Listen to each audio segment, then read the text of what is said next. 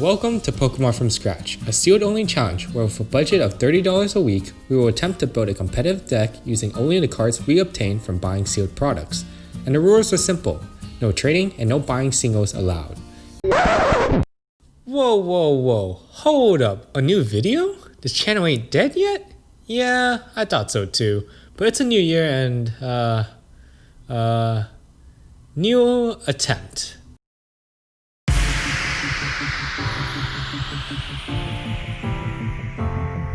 So this video is titled as the 5th episode of Pokemon from Scratch. And yeah, you're right. It's been 3 months since the last upload, so basically 3 months of lost progress.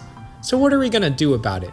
Nothing. We don't need it. Using 200 IQ plays, we'll just outplay our opponents and tell them to get good. So huddle up, we have some planning to do. So let's recap what happened over the last few months. Pokemon released Champion's Path and Vivid Voltage, and the meta basically hasn't changed that much from what I can see that's still topping tournaments. So ideally, we can still rock the Pikarom we've been building up, but then Pokemon decided to drop this trailer a few days ago of the new set, Rising Fist. And I gotta say, the background music for that trailer was 10 out of 10. You guys should check it out if you haven't already. But on the side note, it looks like Pokemon is promoting a new set mechanic that will focus around fighting types, and Pikarom doesn't exactly like that. So since we're on a restricted weekly budget, we're gonna start planning ahead for the next meta. The idea is to have 2 decks that are both moderately prepared so we can use one or the other depending on how the meta will change. Also, it's actually really nice since indirectly it'll make our pack pools more meaningful because if a card isn't good in one deck, it might find a spot in the other deck. So what will the second deck be? I'm glad you asked.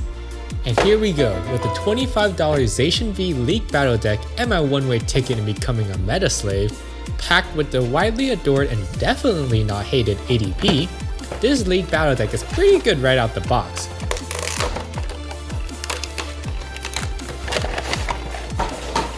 So here we have garbage we ain't reading. Next, some pretty meh looking dices. Then we have our standard GX counter,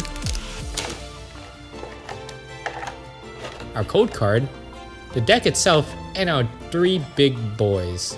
They even included a manual that nobody even reads. So opening our deck box, we here, of course, see an unsorted deck.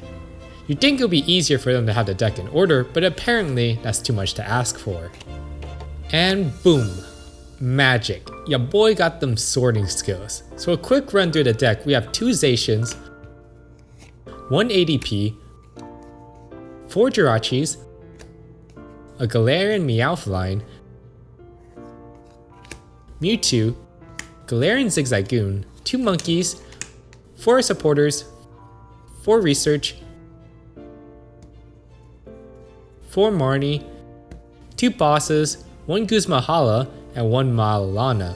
For our items, we have 4 Quick Balls, 1 Tag Call, 4 Switches, 3 Nets, 3 E-Switches, 4 Saucers, 1 Great Catcher, 1 Spinner, 1 Charm, 1 Rod, 1 Viridian Forest, and for our energies, 8 Metal Energies, 2 Waters, and 1 Aurora. And boom!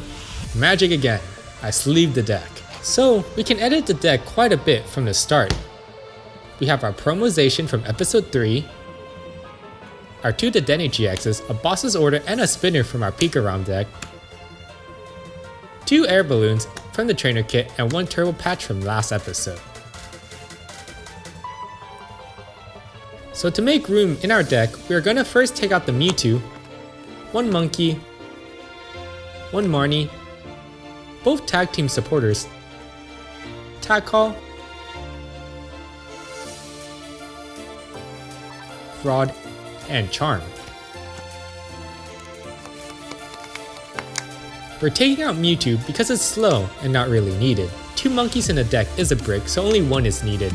And the other trainers are getting taken out because it's slow and doesn't contribute much in getting a consistent first turn Altered Creation GX.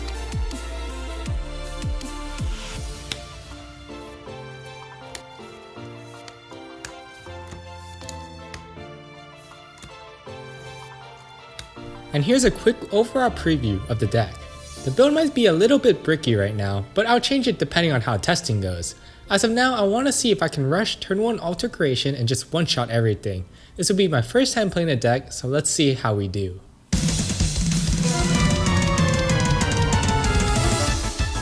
So loading into game 1, we won the coin flip and elect ourselves to go second. Our hand is looking pretty good at a first glance, and we see that our opponent is playing a Rillaboom deck.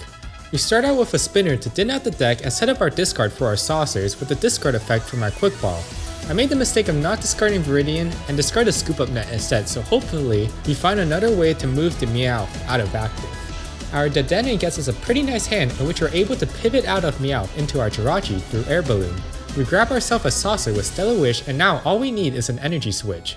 We switch out of active and play research, and voila! Energy switch, and a Zacian to boot.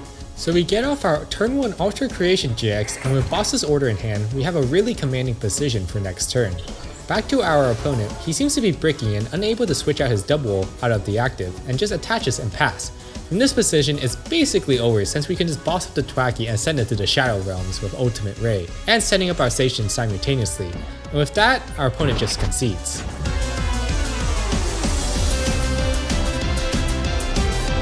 Game 2, we win the coin flip again, and we elect to go second. Our opponent opens up with an Oricorio GX, attaches and hits the fat pass. On my side, things aren't looking that great either. My hand isn't really playable, so I'll open up with a Stellar Wish to see what we can get. I really don't want a Marnie here, and I really don't want to discard all my saucers either, so I decided to risk it all with a 101 IQ play by playing the Dedenne down with no effect so I can scoop up my Jirachi, promote the Dedenne, attach a balloon to it, and retreat back to Jirachi to Stellar Wish once more. This time, we're able to hit a quick boss, so with that I grab a Zacian to see if I can get the Oko on the Oricorio, and provide a target for our saucers.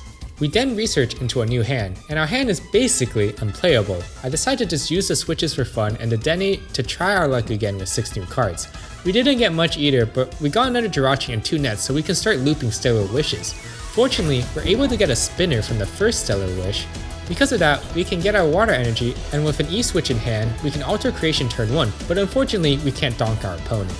On our opponent's turn, he starts out with a Marnie, and with this we can see that he's playing the Spiritomb deck with Donphan. He hits us for 70 and passes it over to us.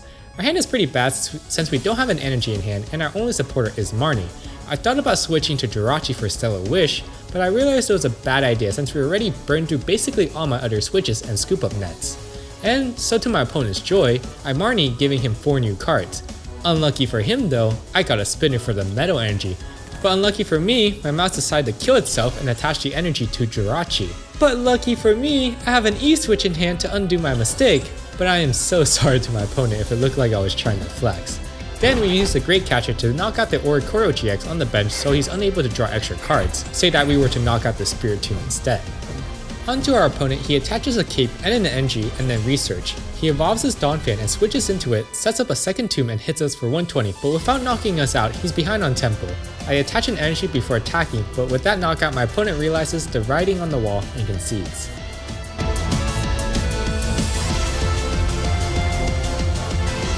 Game 3, we lost a coin flip, but my opponent elects to go first, so that's good for me.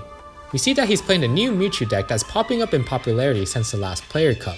It looks like he has a really good start getting his board set up, however, I am unsure why he attaches energy to Tapu Koko opposed to his Electric Doggo. On my turn, we bench our second Jirachi and Quick Ball for our ADP before using the Dedenne. Our hand isn't looking the greatest, but luckily for us, Stellar Wish gets us into our research. We attach our Aurora energy to our ADP, grab a Zacian, pop our Pokemons down, and then research. And behold, we draw into another bricky hand. So unable to get the turn 1 Altered Creation, we just Intrepid Sword. My opponent, afraid of the Altered Creation GX, decides to slow me down by using Team Yell Grunt on the ADP. That was fine and all, but then he attaches his energy to Tapu Koko to use Spike Draw. I guess he used Spike Draw because his hand was bricky, but it was extremely risky to put all his energy into Tapu Koko. Of course, going back to my turn, I wasn't going to leave that unpunished. We Stellar Wish for Quick Ball and then use it to thin out the deck and set up Saucer before switching to Zacian to knock out the Tapu Koko. I could have possibly gotten an Alter Creation out, but it would be less advantageous than knocking out the Tapu Koko and leaving my opponent with no energies on the board. My opponent finally starts going through his deck and decides to slow me down by using his boss's order for my ADP before using his Dedenne. Unfortunately for him, it would have been better for him just to look for a Marnie through Dedenne considering how many cards I have in my hand. Then, my opponent decides to attack me, but then realized that he forgot to read his own cards and forgot that Mewtwo only copies GXs and EX Pokemons and not Vs. Hitting us with the sad pass, I just boss up his doggo and knocks it out before he gets any ideas. My opponent still has some Commenbro fighting spirit, so he dances the Ancients and then attaches to the active Pokemon before hitting us with the fat static shock for 50.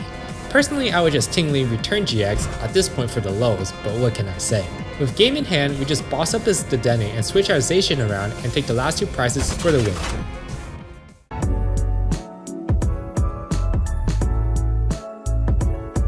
All in all, we went 3-0 with our semi-improved League Battle deck. The deck is extremely fast and can win games in just 3 turns. We do have some auto losses in the format with the way the deck is built, so we can definitely use some more improvements and techs. This deck was a great pickup for our challenge and definitely helped us from our little hiatus. On the side note, I just want to thank you guys so much for sticking with me, and I welcome anybody who just subscribed. I'm really happy that we're getting really close to 200 subscribers, so I thank you guys once again. So let's keep going and look forward to next week. See ya!